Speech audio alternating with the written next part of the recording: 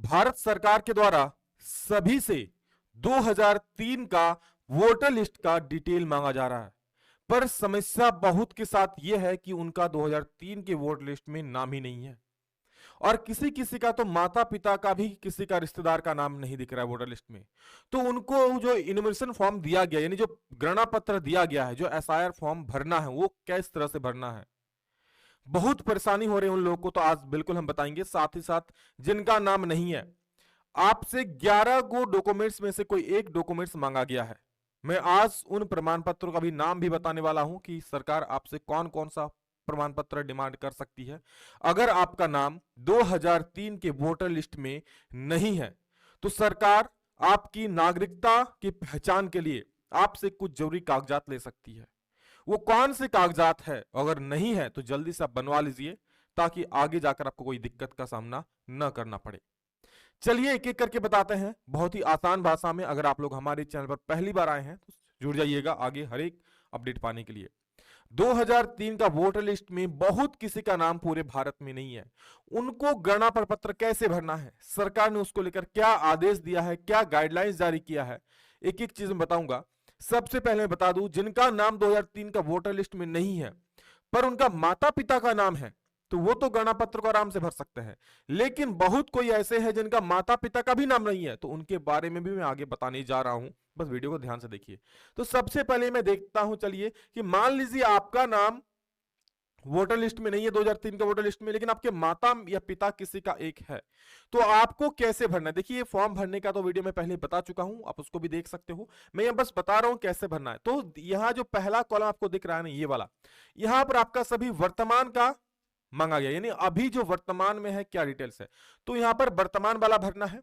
अगर, और ये वाला तो 2003 में अगर आपका नाम है तो भरना है, लेकिन अगर आपका नाम नहीं है तो ये कॉलम आपको नहीं भरना है। ठीक है, हाँ, अगर नाम आपका नहीं है तो आपको ये वाला कॉलम भरना है। अब ये वाला कॉलम कैसे भरना है बता दूं आपको, 2003 का डिटेल्स देख करके, यानी 2003 का आपका माता पिता का जो डिटेल्स था वो देख करके आपको ये वाला जो है, ये वाला कॉलम भरना है। समझ गए? क्योंकि आपका नाम 2003 के वोटर लिस्ट में नहीं है, लेकिन आपका माता पिता का है, तो इस कॉलम को यहां पर आप भर सकते हो। कैसे, जरा मैं खाली उसको बोल देता हूं, क्योंकि ये इसको भरना मैं पहले से पूरा बता चुका हूं। लेकिन खाली देखिए, यहां पर नाम आपका, यहां पर आपका नाम नहीं है, नहीं भरना है, क्योंकि 2003 के अकॉर्डिंग मांगा जा रहा है। तो 2003 के वोटर लिस्ट में आपका माता या पिता जिनका भी नाम होगा, आप यहां पर भर दोगे। उनका EPIC number, voter ID number भर दोगे। रिश्तेदार का नाम, यानी आपके पिता का नाम यहां पर भरना है, जो कि वोटर लिस्ट में होगा। ठीक है, उसके बाद उनसे संबंध, क्योंकि संबंध पिता का है तो आप पिता लिख दोगे। जिला का नाम लिख दोगे, उस वक्त जो वोटर लिस्ट में था उस वक्त को देख के, वर्तमान वाला नहीं। उस वक्त अगर गलत भी था गलत भी लिखना है, कुछ और था तो कुछ और भी लिखना है। राज्य का नाम लिख दोगे, पर यहां पर असेंबली का नाम जो है, असेंबली नंबर, भाग संख्या, क्रमांक, ये सब निकालना मैंने बता दिया है कि किस प्रकार से आप 2003 का वोटर लिस्ट निकाल सकते हो। ठीक है, अब चलिए मैं उन लोगों का बात करता हूं। यहां तक तो हो गया 2003 में जिनका नाम नहीं था, उनके माता पिता का था, तो फॉर्म को आराम से भर सकता है, उनको कोई दिक्कत नहीं है। ठीक है, अब चलिए मैं बताता हूं, मान लीजिए आपका 2003 में भी किसी का नाम नहीं है, ना माता का है, ना पिता का है, ना आपका है, तो सरकार ऐसे में बता दूं, आप लोगों से जिसका फॉर्म रिजेक्ट हो जाएगा, क्योंकि इन्यूमरेशन फॉर्म सबको भरना है, आपके पास जो भी डिटेल्स है ये भरकर जमा करो। आपके पास 2003 का डिटेल्स है नहीं है, ठीक है, तो ये वाला खाली छोड़ देना, इसको भर के जमा कर सकते हो। तो आपको जमा करना है ये फॉर्म। लेकिन मान लीजिए जमा करने के बाद सरकार आपके फॉर्म को एक्सेप्ट नहीं करती, यानी आप में जो डिटेल्स की कमी है, तो आपसे उस केस में आपसे कुछ कागजात मांगे जा सकते हैं। तो चलिए मैं उस कागजात का नाम बता रहा हूं। ठीक है, अगर मान लीजिए आपका ये फॉर्म 2003 का लिस्ट में आपका नाम नहीं है, आपके माता पिता का नहीं है, तो आपसे कुछ डॉक्यूमेंट्स मांगा जा सकता है। उन डॉक्यूमेंट्स का नाम जरा देख लीजिए क्या क्या है। तो देखिए, जरूरी 11 डॉक्यूमेंट्स की लिस्ट, इनमें से कोई एक देना है। ठीक है, कोई एक, इनमें से 11 को यहां पर बताया गया, उनमें से कोई भी एक अगर आपके पास होगा तो आप दे सकते हो। सबसे पहले देखिएगा डॉक्यूमेंट्स का नाम दिया है क्या क्या। जन्म प्रमाण पत्र, अगर आपके पास जन्म प्रमाण पत्र है तो उससे भी आपकी नागरिकता की पहचान हो जाएगी। यानी आप जन्म प्रमाण पत्र भी। मैं बता दूं, अगर आपको 2003 का वोटर लिस्ट में नाम है या माता पिता का नाम है तो हो सकता है आपको इनमें से कुछ भी ना देना पड़े।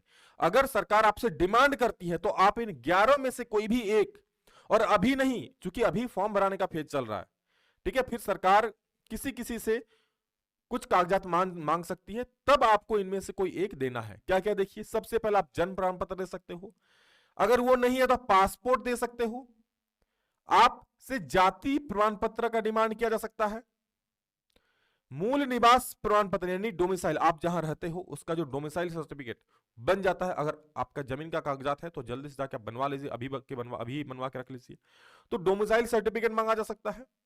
10वीं या कोई और कॉलेज यूनिवर्सिटी से जारी पढ़ाई का सर्टिफिकेट, यानी क्लास 10th का कोई भी पढ़ाई का सर्टिफिकेट, आप एडमिट कार्ड या फिर आपका जो पासिंग सर्टिफिकेट हो वो तो लगभग के पास होगा ही, तो वो दे सकते हो।